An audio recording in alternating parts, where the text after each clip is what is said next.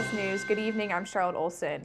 A Jasper man couldn't hide from the truth after an early morning traffic stop Tuesday by a trooper with the Indiana State Police. At 12:15 Tuesday morning, a trooper was patrolling Newton Street near 2nd Street in Jasper when he initiated a traffic stop for a Dodge minivan for speeding and having expired vehicle registration. During the stop, police asked the driver for his license, and the driver told authorities that he did not have one, but identified himself as Anthony Gentry of Jasper. During the course of the traffic stop, police believe Gentry had been operating his vehicle while under the influence. After a number of field sobriety tests and a test to see if his blood did have intoxication, Gentry was found to have a blood alcohol content of 0.14%. Gentry was taken to the DuBois County Security Center, and police say that while he was being processed, jail staff found Gentry to be in possession of an Indiana driver's license that indicated he was 37-year-old Brian Eugene Gentry of Jasper. Staff compared documentation they had on file for Gentry and confirmed that he was indeed Brian Gentry, who had previous convictions for operating a vehicle while intoxicated and was listed by the Indiana Bureau of Motor Vehicles as a habitual traffic violator. Gentry's operating while intoxicated charge was encased for felony, and he was additionally charged with operating as a habitual traffic violator, false information, and failure to identify himself. He was lodged without incident into the DuBois County Security Center. Last night, the Northeast DuBois School Board agreed on contracts and resources for the upcoming 2016-2017 school year. Among the topics approved was the Lost River Vocational Agreement with Springs Valley for the coming year. The agreement allows students at Northeast DuBois to attend vocational classes that include hands-on experience. From DuBois District, around 3 to 5 students are sent to these classes who are currently showing interest in the heavy machinery program. In years past, there was participation in culinary classes, but the district now offers that option. Also approved last night was policy changes that were submitted to the board prior to the meeting regarding changes in the regulation of overtime. These changes come from federal law, Fair Labor Law Standards Act law, and the set minimum wage, overtime pay eligibility, record keeping, and child labor standards affecting full-time and also part-time workers.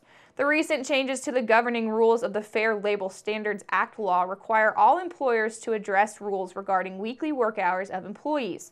For the Northeast DuBois School Corporation, the notice is for hourly employees, which include areas such as only working board-approved daily hours, filling out a timesheet, banking of time, and overtime authorized only to be supervised. The overtime regulation changes are effective July the 1st of 2016. In other business last night, elementary, middle, and high school administrators submitted textbook adoption lists to the board for consideration. The board discussed the use of technology in textbook use with principals on hand at last night's meeting. DuBois and Celestine Elementary Principal Brenda Ferguson further explains the types of textbooks that could have been chosen and how they'll coexist with the technology. We have chosen to adopt the Pearson Envision program. It incorporates technology very nicely. We are now in an age where textbooks are not the sole resource, and parents need resources as well when the students come home, particularly if they don't bring their books home with them. Ferguson also talks about how the implementation of technology use with having textbook materials on hand, like student iPads, allows a range of accessibility in the event of missing class or being able to review material that was discussed in class at the touch of a single button. No excuses anymore, and kids love technology, and we have to meet the child where they're at, and technology certainly is something they gravitate to, so let's make it a useful tool rather than a toy. Ferguson notes that the materials can serve as a valued resource for parents to be more involved in their students' academics by having access to the material through this technology. This Friday, between the hours of noon and 5 p.m., Superior Ag County marked fueling stations in Huntingburg, Princeton, and Evansville will donate 50 cents for every gallon of fuel pumped to local National Guard family readiness groups. Superior Ag County marked fuel stations will be paired with members from Jasper and Evansville National Guard family readiness groups. Country Mark initiated the Fueling Freedom fundraiser 7 years ago, and in 2015, they raised $54,000 for local National Guard family readiness groups. Many of the family readiness groups use their funds for summer picnics for soldiers and their families, Christmas parties, after-school programs, and packages to local soldiers who have been deployed. Unroofed is a new concert series featuring 3 free outdoor concerts under one Du Bois County sky. The second concert is set for this Friday from 5:30 until 8 p.m. at the Dave Beeler Plaza on the Jasper Riverwalk. Studebaker is a local band with its mix of classic rock with a touch of country.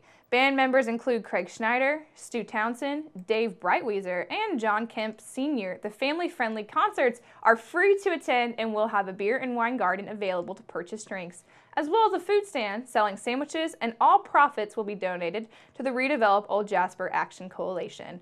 The group led the effort to provide Jasper with the downtown improvements along the Patoka River, including the Dave Beeler Plaza, the Jasper Riverwalk, Jasper City Mill, and the Spirit of Jasper Train and Train Depot. Folks are encouraged to bring their lawn chairs and enjoy the evening with great music, food, and drinks along the river. For more information, go to visitduboiscounty.com or like their Facebook page. The Jasper Strassenfest Committee is now accepting applications for the 2016 Miss Strassenfest Scholarship Pageant, which is set to be held on Saturday, July the 30th.